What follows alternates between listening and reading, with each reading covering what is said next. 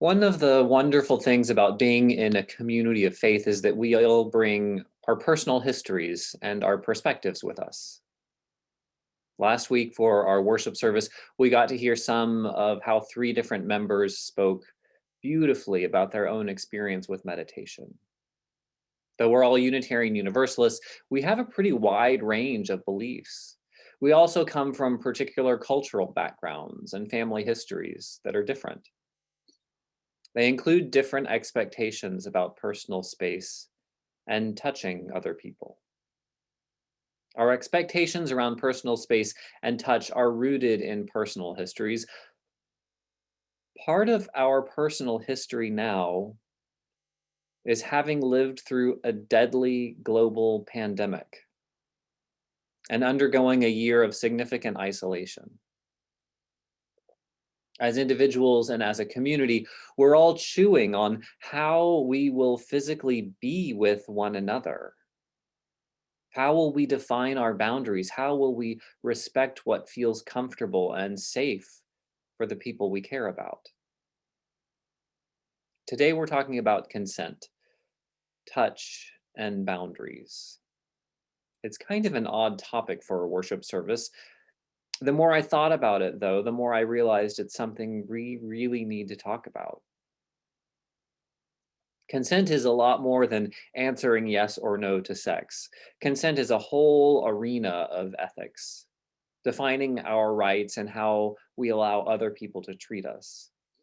I want to spend a little bit of time talking generally about consent. A video by Tom Doherty, a professor at the University of Cambridge, helped me expand my understanding of consent. So I wanted to share some of what he had to say. Consent is dependent on the type of relationship you have with someone. Consider if you were walking down the sidewalk and a stranger approached you with scissors and cut out a big chunk of your hair. In that encounter, someone has clearly wronged you because we generally maintain rights over our own bodies. In a barbershop or a salon, that's a totally different story. Having rights, though, is distinct from doing harm. It's not necessary to cause harm to have violated someone's rights.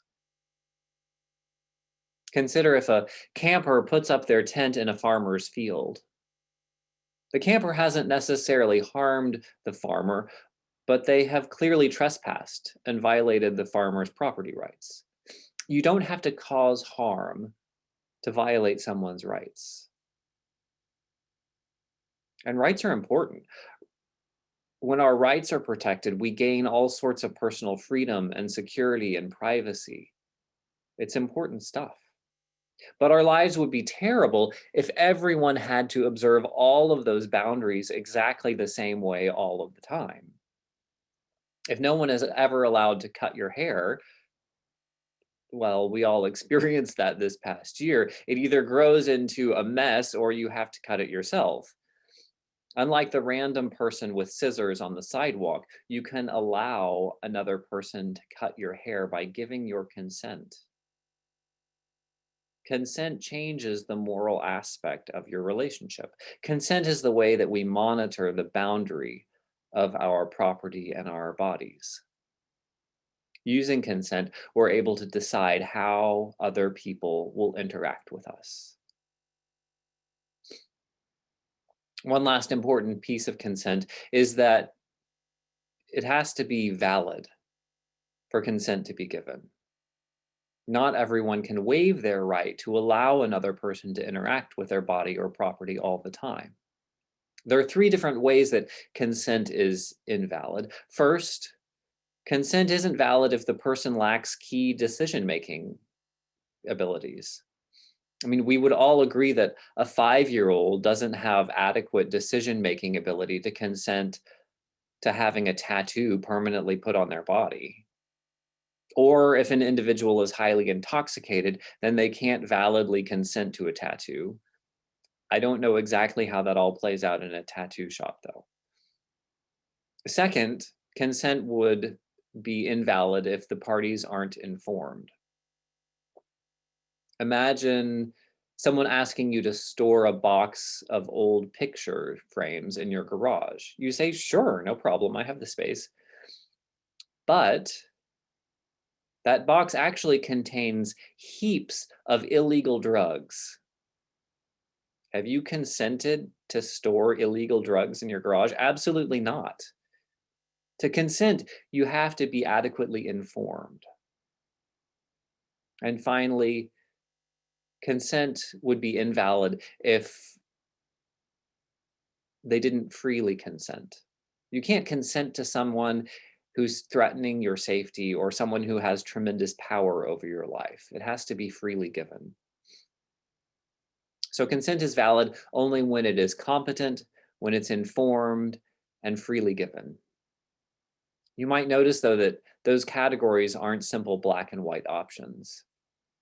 Being competent, informed, and free exist on a scale, more or less competent, more or less free, more or less informed. It's reasonable then to think of the validity of someone's consent as less or more, sort of on a continuum. And with the really big decisions, we want to ensure the maximum level of validity of consent possible. See, consent is way more nuanced than you might have thought before. It pertains to a whole lot more than sex. In part, this sermon came to mind because of a continuing education class that I recently was a part of. It was a discussion about boundaries for ministers. We talked about everything from best practices for social media, under what circumstances to go to a congregant's home, and we had discussions about hugging and touch in church. What came from that conversation about hugging really opened my eyes. One colleague who openly identified himself as a fat man said that on occasion at church, I imagine it was after worship, on more than one occasion, church members had reached out and patted his belly. It's not the most egregious thing in the world, but in my non-preaching language, I'd say, man, that's creepy and rude. Another colleague in the meeting was gender non-binary. That means they don't identify as male or female. Instead, they use the pronouns they and them. This colleague shared a similar, though more disturbing story. They said that on more than one occasion in casual conversation, church members had patted them on the chest. It was a pretty serious violation of personal space, especially for someone who felt their gender and body were under scrutiny. As we talked more about hugging and what felt okay and what didn't, a female colleague said something that let me know I had to explore this more. She said that she, as a woman, had been so socialized to allow people to touch her body that in awkward, somewhat inappropriate situations, she was so busy laughing things off that she didn't usually realize until afterward that she was uncomfortable with the way she had been touched. It pained me to hear each of these stories from colleagues, each one pointing to a different way that boundaries and consent are important. Boundaries and touch are complicated in religious community. To clarify for myself, I am comfortable with hugging, though I typically follow the other person's lead. And please don't pat anything other than my back. We also need to acknowledge that touch is vitally important part of human experience. While I'm focusing mostly on boundaries, this sermon definitely is not meant to discourage physical contact. An embrace or even a gentle touch can be incredibly comforting. We who are single, especially as we age, can be starved for healthy forms of human touch. We don't often think of it this way, but church is a place where we can give and receive that source of joy and comfort. Church is one of the few places that loving and appropriate touch is available. That's why it's important to get it right. Our reading from earlier today may have seemed out of place. It's that reading you've likely heard so many times that love is patient, love is kind, love is all those things. That reading, 1 Corinthians 13, is one of the most misused passages of the Bible ever. Even though it's used at weddings and in Valentine's cards, the original intent had nothing to do with romantic love. This passage was written from Paul to the church in Corinth, helping them as they navigated the challenges of being in a religious community. Yes, these early churches grappled with challenges of how to share meals respectfully when they had different cultural backgrounds and community. The churches had questions like, what if someone thinks that they know more than others? What if someone gets jealous of another's skill in church leadership? How do we do this community thing? I mean, not just the ideals, but in real life. Being together in religious community wasn't easy for them. It was sometimes awkward. And religious community is about to be more awkward for us as we figure out how to come back together in person on Sunday mornings. There's more information in the newsletter, but we're planning on coming back together on Sundays, probably in June. We will require everyone to be vaccinated who's old enough, and everyone over the age of 2 will wear a mask in the building at all times. And we will lay out some very clear expectations for everyone to follow.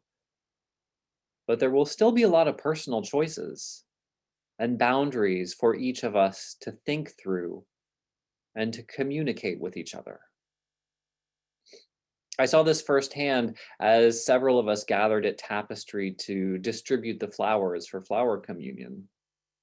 Someone showed up and asked for a hug. And while they hugged others who had been fully vaccinated, I let them know that I had not yet been vaccinated and it probably wasn't a good idea. When this type of explicit communication comes up, it can feel awkward to talk so rigidly with friends. Can't we just play it by ear? Well, probably not. We're now teaching young people about consent as a key piece of sexuality education. The fact that consent is sometimes awkward to talk about is not an excuse for not communicating clearly and repeatedly with a sexual partner about your boundaries. Feeling a little awkward is not an excuse for us not to speak clearly and directly about what we need to feel safe and cared for in our life together. When we held our flower communion a month or so ago, I was so happy to see all of your faces, and I was reminded how much I really miss you all. But I also know I'm not a big fan of crowded spaces to begin with. Even before COVID, that little room where we serve coffee used to get so full of people, it made me nervous. Being together again is going to be both wonderful and a little bit scary. With that in mind, some committees and events will begin meeting in person at Tapestry. I know that will include the reading group that I host and one of the discussion groups. Yes, it's less convenient than sitting at home on Zoom, but it's a way of easing back into being together at Tapestry. We also have that concert coming up. That's a great opportunity to be around a larger portion of the community to test out the waters. So far, the sermon has mostly been practical. Please don't forget that how we are together matters.